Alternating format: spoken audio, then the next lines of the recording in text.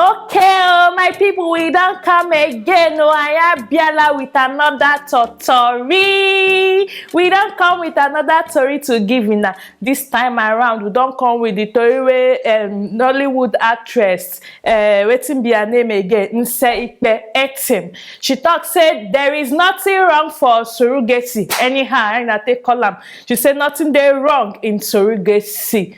Anyhow, I no say na understand wetin I dey try talk so. This actress go as far as saying say na religious and cultural belief na im dey miseducate people concerning this kind issue, this kind matter now wey be surrogacy. She say we need to say Nigerians need to dey informed and they need to unlearn so many kind things like that wey she talk blah blah blah. So we need to unlearn a lot of things. Even some actress come begin dey support wetin she dey talk like no be I say Mercy Johnson blah blah blah blah. Na Uche Jumbo. They say Uche Jumbo begin support her for the matter. Say nothing dey wrong. Say she fit not even wait. Say when Nigeria go begin dey discuss surrogacy as an opinion, as an option for Nigeria without anybody being shy or go dey shame say me too I follow do surrogacy, make people for no go talk put inside the matter. I know say now they see as people they comment for this thing where this a celebrity talk so my people, oh, even Georgina Ibe, our Nollywood actress, follow support too. She say nothing dey wrong. Say she can't wait to make Nigerians need to unlearn and learn a lot of things. And me too, from my own opinion, I know say wetin they talk too good. I know many of us go they stay, they ask wetin surrogacy mean. Anyhow, I know say some people now don't they say this lady no they pronounce her well, but I know say na know wetin they talk about. This surrogacy, the meaning they say na when woman go find in fellow woman, make she carry belle born for am. For those of now when not understand the meaning, so now when you go bring another woman to carry your belle, 9 months journey, she go carry the pikin for you, go help you born am. But the two parties go come to agreement, and that surrogacy go come, you go dey legit when in a husband and wife don't agree, come pay the person where they come carry the belle for you.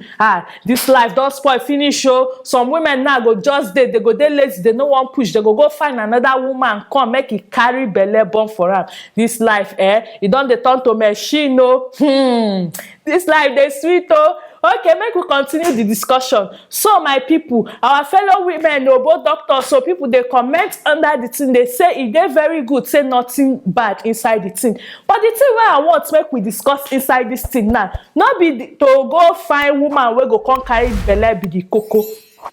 The thing where they there now be say if una wan do this thing now, you know say now as Nigeria be now as the economical factor dey, some people now they affect for their brain, they know they feel understand some kind things where you go carry person where be say in IQ they very low. If you born the pikin for you finish now, as you born finish, money don't finish, you go find pikin come. When that pikin don't big, you go tell you say now my pikin where I carry for belle for 9 good months, I need my pikin. This thing I understand, you know, if you want do this thing where this big grammar call am surrogacy, make you go find person who understand the grammar, where go school where if you do this thing with you, not go find person where dey inside bush, one kind typical village where we say if you tell if you push the pikin, if you born and finish, if you come back, ochetekwa no need why I go remember say you need the pikin, go come back and find pikin, and you must give am when they begin create sin and madness for you, you must give them that their pikin. So not be if you invest money finish, do all these things finish,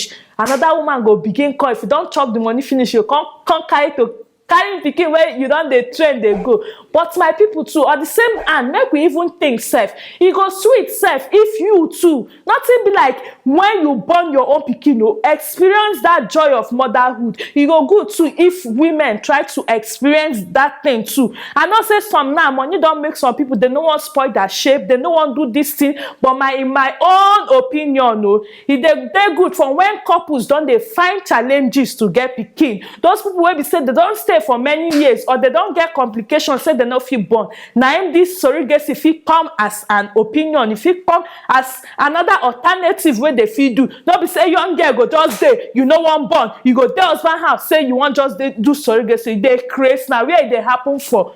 Make we no dey try mislead people. Where this thing good na when people don dey get challenges or the couples dem no fit born, they go come as an understanding and make una go find person wey understand the meaning of this word. So I don dey tell una so, because when tori go dey happen, they don dey give una advice, surrogacy, una don dey follow our celebrities, make una no understand the meaning now before una go find person wey go cobalize una now, bring person wey go bring problem for una for future. Before una dey do this thing now, I dey advise say make e be couples wey be say they don get challenges or they no fit born pikin, then they go find person wey be say e sabi the thing well, find person wey understand the word, come to a very good agreement. If make sure say the person come for a very far place, or if possible sef rent apartment different place. If the person dey there finish born in pikin, una carry na pikin lose contact go, because this Nigeria where we dey, everything is possible. Oh, even if you like sign agreements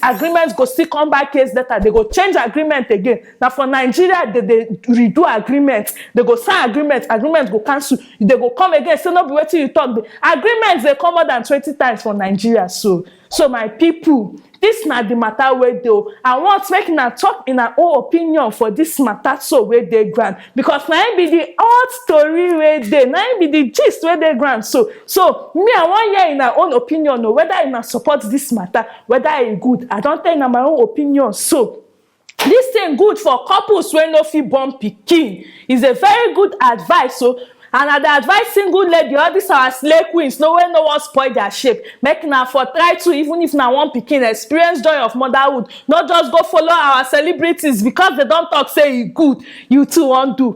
When your man or your husband go leave you, go find woman wey go dey rub in belle for, you go understand wetin we dey try talk. So men fear them, or they go tell you say baby let's do it together. They go find side chick one side where they go see, they rub the side chick belle. Before you know they don born, before you know they don pursue you comot for husband house. They carry the woman, say na she be the woman wey carry pikin wey come keep for house, na she go come be madam child lady. Hey, your case go come be oyo, you go dey cry and I know that time you go late. So my people, I don bring the tori for una. So amen. I no like say I dey like to dey do all this kind of aproko well. Na im be my work, and e dey sweet me well as I dey give na this kind of aproko like this. So no forget to make una dey like, dey subscribe, dey comment for this our YouTube channel, and don't forget to, if you no subscribe, you no go dey see plenty of our tutorial, even my news. If you dey like to dey watch any of this story wey I dey carry give na, make una dey subscribe. Thank you so much. I love you all. Stay tuned for my next video. Bye.